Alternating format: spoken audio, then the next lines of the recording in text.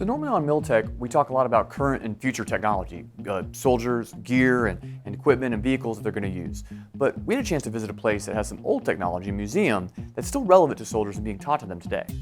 That's the U.S. Army Armor and Cavalry Collection.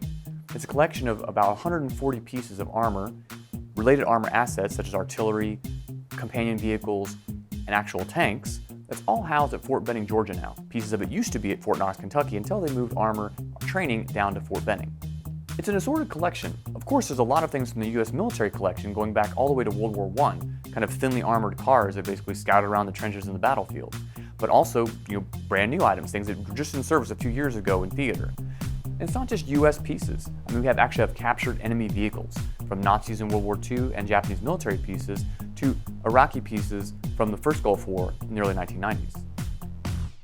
And while this is an Army collection and predominantly has Army pieces, both our own Army and of course enemy Army, there's also a piece in there that was once part of the Army collection, was kind of rejected by service members at the time, but adopted by the Marine Corps. It's called the Ontos. It has multiple weapons systems on it. It was used heavily in Way City during Vietnam for urban fighting. In fact, many Marines after that battle say it pretty much saved the day. And it has a pretty interesting little 50 caliber targeting piece on it where it will shoot a single 50 caliber round that causes a flash that then the gunner at the time could use to time his rounds from his main guns. It was a pretty interesting little piece of armor, again, rejected by the Army because it didn't really work against European forces, but taken on by the Marine Corps. This is more than just a bunch of tanks sitting around for people to take pictures of.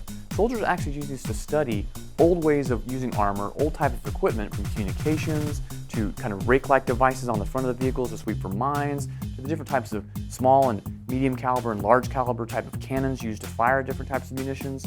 Really, these are for students of armor to come, view these, get around on them, see these in person in the flesh and not just in a book, and understand armor better.